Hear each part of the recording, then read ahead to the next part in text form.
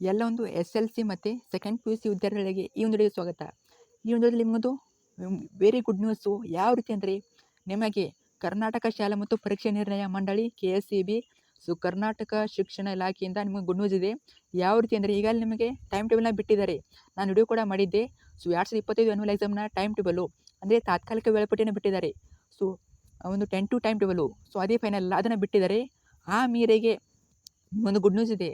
ಏನಂದರೆ, ಅವರು ಬಂದ್ಬಿಟ್ಟು ನಿಮಗೊಂದು ಅವಕಾಶ ಕೊಟ್ಟಿದ್ದಾರೆ. ಅವಕಾಶ ಅಂದರೆ ಯಾವ ರೀತಿ ಅಂದರೆ, ನಿಮಗೆ ಏನಾದರೂ ಆ ಟೈಮ್ ಟೇಬಲಲ್ಲಿ ಮಿಸ್ಟೇಕ್ ಅನಿಸಿದರೆ, ನಮಗೆ ಎಕ್ಸಾಮ್ ಬೇಗ ಆಗ್ತಿದೆ, ಚೇಂಜ್ ಮಾಡಬೇಕು. ಅದನ್ನು ಎಕ್ಸಾಮ್ ಬೇಗ ಆಗ್ತಿದೆ, ಚೇಂಜ್ ಆಗಬೇಕು. ಮತ್ತು ಸಬ್ಜೆಕ್ಟ್ಗಳನ್ನ ಚೇಂಜ್ ಮಾಡಬೇಕು.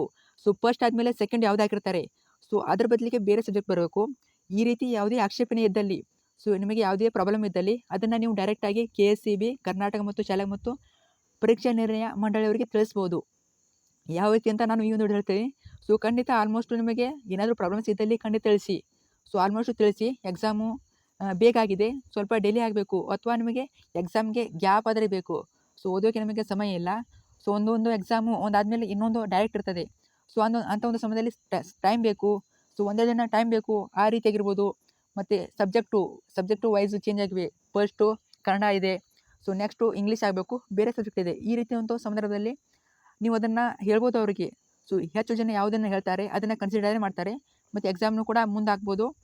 ಮತ್ತು ಸಬ್ಜೆಕ್ಟ್ಗಳನ್ನ ಕೂಡ ಕರೆಕ್ಟಾಗಿ ನಿಮ್ಮ ಪ್ರಾಬ್ಲಮ್ಸ್ನ ಸಾಲ್ವ್ ಮಾಡ್ತಾರೆ. ನೋಡೋಣ ಈಗ ಈ ಒಂದು ವಿಡಿಯೋದಲ್ಲಿ ಯಾವ ರೀತಿ ಇರ್ತದೆ ಏನು ಅಂತ. ಬನ್ನಿ ನೋಡೋಣ.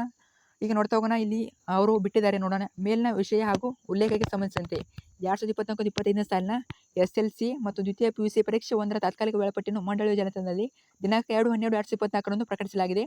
ರಾಜ್ಯದ ಎಲ್ಲ ಪದವಿ ಪೂರ್ವ ಕಾಲೇಜುಗಳ ಪ್ರಾಂಶುಪಾಲರು ಮತ್ತು ಪ್ರೌಢಶಾಲಾ ಮುಖ್ಯ ಶಿಕ್ಷಕರು ತಮ್ಮ ಶಾಲಾ ಕಾಲೇಜುಗಳ ಪ್ರಕಟಣಾ ಫಲಕದಲ್ಲಿ ವೇಳಾಪಟ್ಟಿಯನ್ನು ಪ್ರಕಟಿಸಿ ವಿದ್ಯಾರ್ಥಿಗಳಿಗೆ ಮಾಹಿತಿ ನೀಡಲು ತಿಳಿಸಿದೆ. ಇದು ಗೊತ್ತಿದೆ ನಿಮಗೆ. ಮಂಡಳಿಯ ಪ್ರಕಟಿಸಿರುವ SLC ಮತ್ತು ದ್ವಿತೀಯ PUC ಪರೀಕ್ಷೆ 1ರ ತಾತ್ಕಾಲಿಕ ವೇಳಾಪಟ್ಟಿಗೆ ವಿದ್ಯಾರ್ಥಿಗಳು, ಪೋಷಕರು ಹಾಗೂ ಸಾರ್ವಜನಿಕರು ಆಕ್ಷೇಪಣೆ ಸಲ್ಲಿಸಲು ದಿನಾಂಕ 2/12/2024ರಿಂದ 16/12/2024ವರೆಗೆ 15 ದಿನ ಕಾಲಾವಕಾಶ ನೀಡಲಾಗುತ್ತದೆ. ನೋಡಿ, ನಿಮಗೆ 15 ದಿನ ಕೊಟ್ಟಿದ್ದಾರೆ. ಇದನ್ನು ಚೇಂಜ್ ಮಾಡಿಸೋದಕ್ಕೆ 15 ದಿನ ಕೊಟ್ಟಿದ್ದಾರೆ. ಆಲ್ಮೋಸ್ಟು ಹೆಚ್ಚು ವಿದ್ಯಾರ್ಥಿಗಳಿಗೂ ಅಥವಾ ಶಿಕ್ಷಕರು ಹೆಚ್ಚು ಯಾರು ಮೇಲ್ ಮಾಡ್ತಾರೆ ಅವರಿಗೆ ಚೇಂಜಸ್ ಮಾಡಬೇಕು ಅಂತ ಹೇಳ್ತಾರೆ.